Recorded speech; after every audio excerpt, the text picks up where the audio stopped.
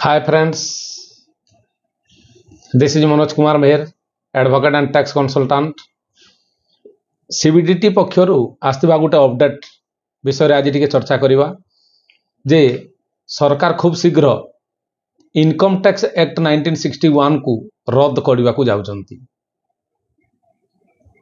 The income tax act 1961 will be abolished very soon. आउ ता बदल रे रिप्लेस होगी आसुची DTC डायरेक्ट टैक्स कोड 2025। तो कौन पाई सरकार एडे बड़ निष्पत्ति नेबाकू जाउचंती, काहेकि परिवर्तन करूचंती, लाभ कौन मिलिबो, सरकार को कौन लाभ अछि बा पब्लिक को कौन लाभ मिलिबो, जनसाधारण कौन बेनिफिट पाइबे, एथरे मुख्य आज किछि चर्चा करिवा। चैनल टी को सब्सक्राइब करंतु, लाइक करंतु, आउ welcome to my channel.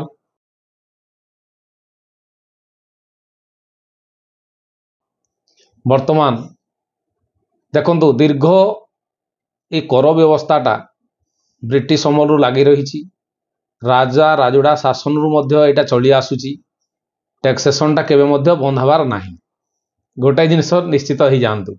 Next कथा होची जे टैक्सेशनटा कुरो परिवर्तन जो करूचंती सरकार, एटा कोन पाई करूचंती। प्रति वर्ष बजट समय रे यार किछि ना किछि परिवर्तन हुए एवं आगको मध्य यही प्रक्रिया चालुथिबो। तो वर्तमान नेक्स्ट बजट जो आसुची से बजट रे सरकार घोषणा करने को जाउचंती ए कथाटी। कहीं ना रिसेंटली दिल्ली रे गोटे जो आमर इनकम टैक्स दिवस पालन होता 165तम, से आमर union finance minister Nirmala Sitharaman madam घोषणा करथिले कि खूब शीघ्र बा 6 मास मध्य बहुत बड़ परिवर्तन देखा पाइबे इनकम टैक्स उपरे बोली घोषणा करथिले। एवं से उपरे वर्तमान चर्चा धोर धरी समस्तों मनरे गोटे उत्कंठा अच्छी,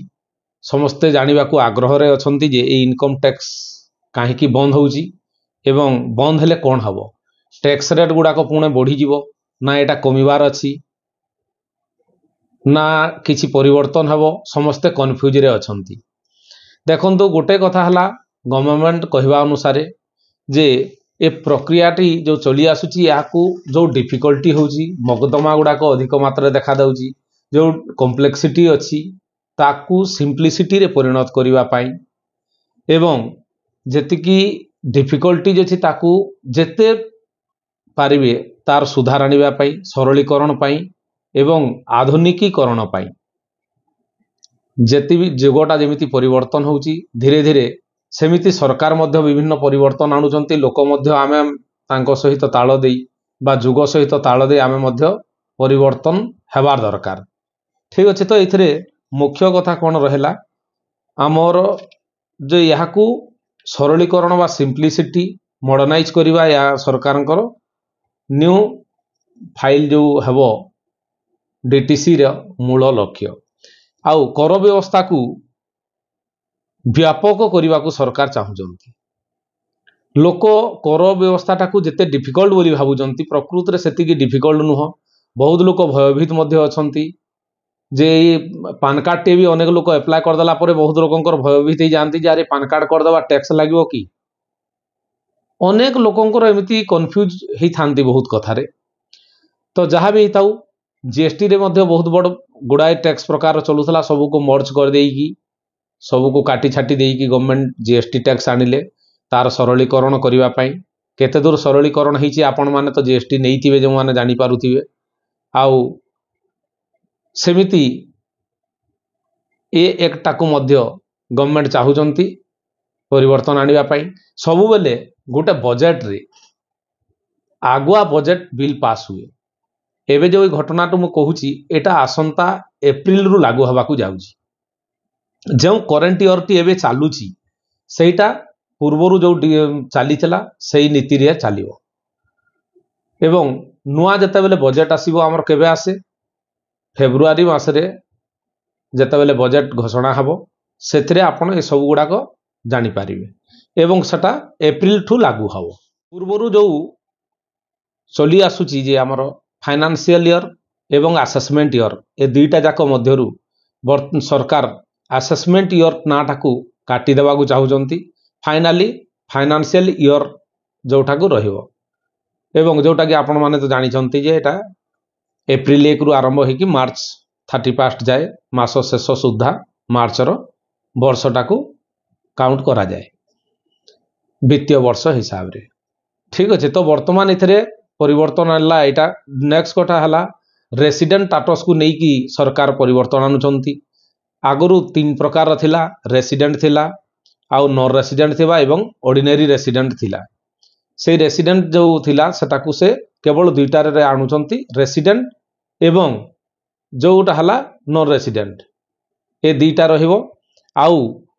टैक्स रेट रे मध्य ह्रास करने को सरकार योजना करुछंती जहाँ जना पड़ुची आउ टीडीएस टीसीएस उपरे मध्य तार कटौती हेबो आउ डिडक्शन उपर जेमिति पुराना आकार जेमिति चली आसुथला जो ओल्ड रिजिम अनुसार डिडक्शन गुड़ाक सेमिति नुआ न्यू रिजिम जेमिति चालुची तार कौन से डिडक्शन नहीं तो सेपरी ए जो डायरेक्ट टैक्स कोड आसुची एथरे मध्य टोटाल कौन सी प्रकार डिडक्शन को एक्सेप्ट बोधे करा जीवो नाही तार सिंप्लिसिटी करिया पई सरकार टैक्स को टिके ह्रास करिवे टीडीएस टीसीएस को ह्रास करिवे रेट उपरे जहाँ जना पड़ुची एवं खूब बहुत सरलीकरण करिवा पई योजना सरकार करूचंती कॉर्पोरेट संस्था गुड़िक एथरे बेसी लाभवान हेबे भलिया अनुमान करा जाउची आउ अनेक परिवर्तन रही से परिवर्तन गुड़ाकर अपडेट आसी नहीं एकटा जोते बेले फाइनाली पब्लिश्ड हम मु आपन को अपडेट निश्चित भाव में देवी वर्तमान पई एतिकी अपडेट आपन जानी थांतु जे टैक्स सिस्टम टाकू सरलीकरण करने को गवर्नमेंट धार्य करनेले आउ एटा खूब शीघ्र चेंज करने को जाउचंती आउ वर्तमान आयकर अधिनियम को अधिक श्रृंखलिक एवं स्वच्छ करने पाई डीटीसी को डिजाइन करा जाइछि तथापि वर्तमान सुद्धा डीटीसी कार्यकारी होई नाही मु जेमिति कहूतिली कि आपण बजेट रे बिल पास हो बिल रे तापर बिल रे आसिला परे जाई कि एटा लागू हबो आउ वर्तमान आयकर अधिनियम जोटा चली इनकम टैक्स एक्ट 1961 बलवत्तर अछि एवं एटा कंटिन्यू मध्य ए वर्ष पई रहिबो आउ जेमिति जेमिति लॉ बदलुथिबो मु आपण माननकु अपडेट रखिया पई सदा सर्वदा तत्पर एवं एमिति अपडेट वीडियो गुड़ा को मु आपण माननकु जानिबा पई किछि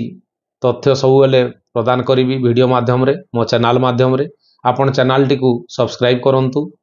लाइक करंतु शेयर करंतु धन्यवाद जय जगन्नाथ आपनक दिनटी मंगलमय हो।